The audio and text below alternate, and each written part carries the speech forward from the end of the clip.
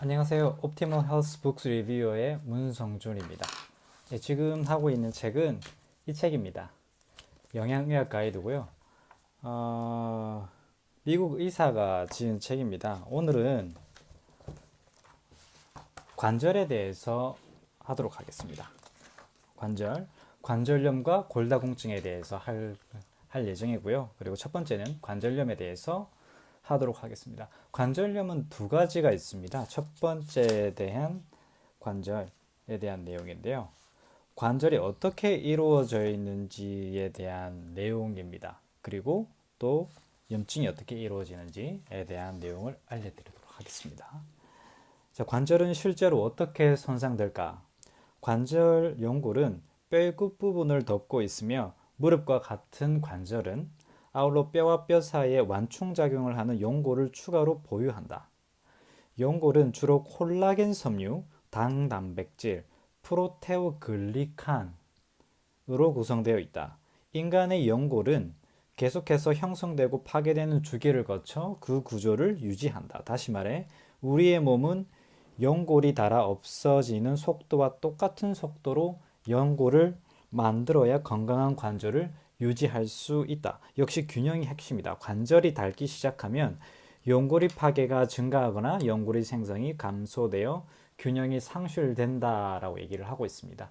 여기서 주요적으로 얘기하는 내용은요, 연골의 생성과 그리고 감소, 퇴행성 질환에 대한 얘기를 하고 있습니다. 대부분 퇴행성 관절염으로 알고 계시잖아요. 그 부분인데요. 그 연골이 닳게 되어서 그래서 뼈와 뼈가 맞닿는 그래서 염증이 발생하는 그 내용입니다. 관절 염증의 원인으로는 이렇게 얘기를 하고 있습니다. 포식세포의 염증이 포색세포는 염증이 생긴 관절에 모여 염증을 제거하고 연골과 활액막에 대한 손상을 막으려고 한다. 되게 중요한 내용이거든요. 연골과 활액막에 대한 손상을 막으려 한다라고 했습니다. 이 내용이 키인데요. 뒤에서 하게 되면 항소나 방어 시스템이 압도되면 관절 내의 산화 스트레스가 연골과 활액막에 손상을 일으킨다. 이와 같은 상황에서 인체가 연골을 신속히 재건할 수 없다면 관절이 퇴행하기 시작한다라고 얘기를 하고 있습니다. 퇴행성 관절염은 지금 현대의학에서는 연골이 연골이 서서히 없어져서 뼈와 뼈가 맞닿아 염증이 발생한다 이렇게 간략하게 얘기를 하고 있는데요. 실제로는 어, 활액막이 문제가 되어서 활액막이 염증이 되어서 문제가 되는 게 다반사라는 거죠. 두 번째 관절염에 대해서 얘기를 하고 있는데요. 두 번째 관절염은 류마티스 관절염입니다. 자, 류마티스 관절염은 자가 면역 질환이다. 이 질환은 면역계가 관절의 연골과 활액막을 공격하기 시작할 때 발생한다.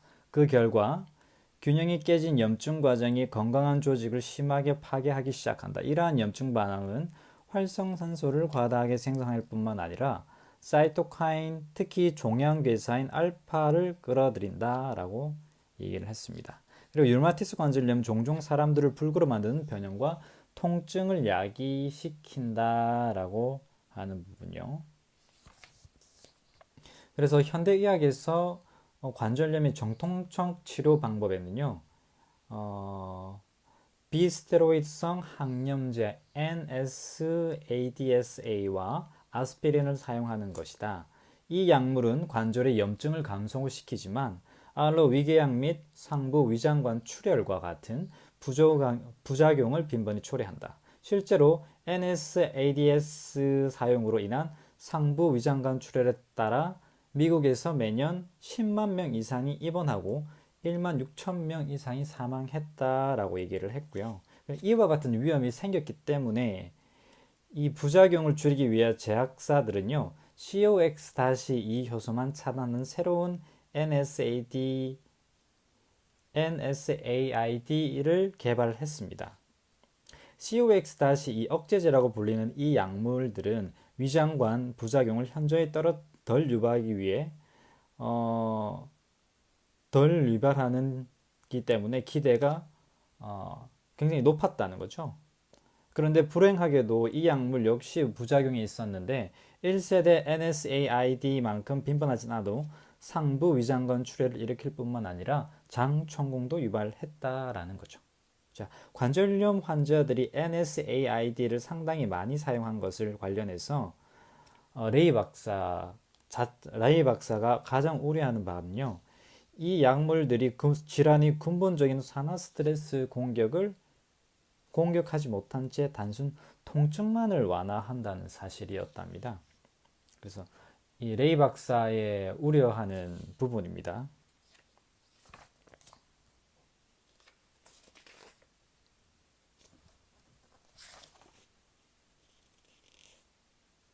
그래서 현대 의학은요, 소염제 또는 비스토레이즈제, 그 다음에 아스피린, 필요할 때는 스테로이드제까지 쓴다는 얘기입니다.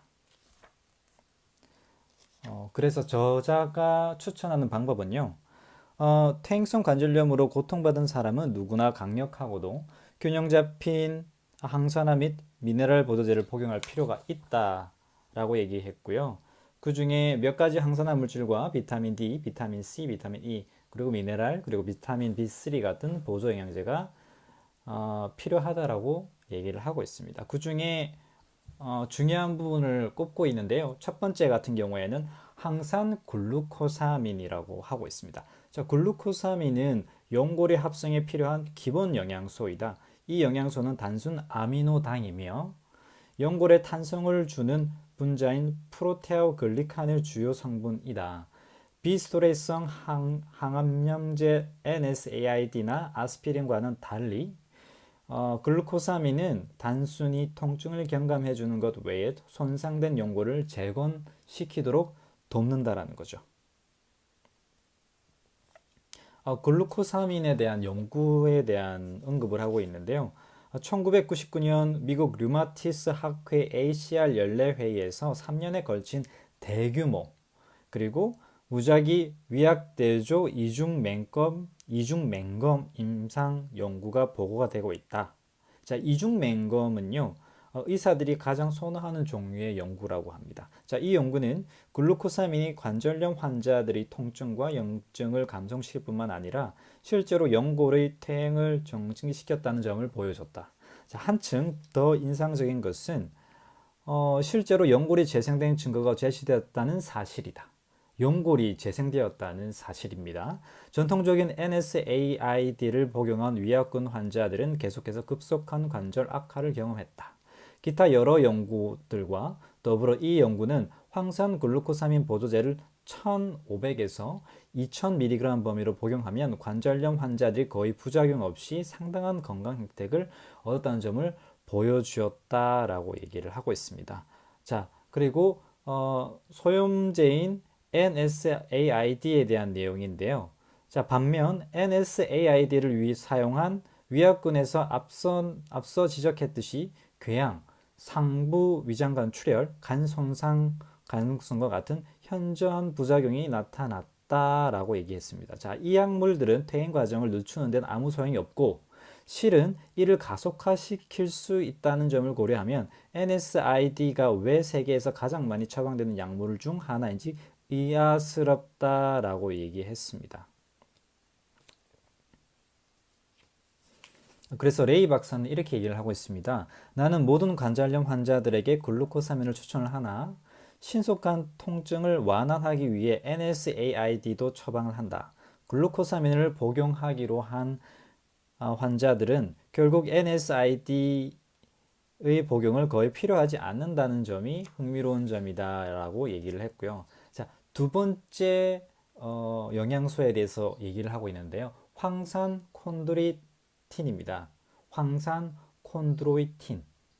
자, 콘드로이틴은 프로테아 글리칸의 일부를 구성하는 수분을 연골로 끌어들이는 역할을 한다. 이는 연골을 보다 유연하고 푹신푹신하게 한다. 이 중요한 영양소가 없으면 연골은 더 건조하고 찢어지기 쉬워진다라고 얘기하고 있습니다. 그래서 황산 글루코사민과 그리고 황산 콘드로이틴이 주요 영양소로 도움이 된다는 얘기입니다. 이 두 가지에 대한 내용은 연골의 생성에 대한 이야기고, 그리고 또 연골을 어떻게 조금 더 재생할 수 있는가라는 대한 내용입니다. 그래서 연골을 재생을 시켜서, 그래서 또 뼈와 뼈를 또 맞닿고 염증이 일어나는 것을 억제할 수 있는 그런 방법으로 레이 박사는 추천을 하고 있습니다.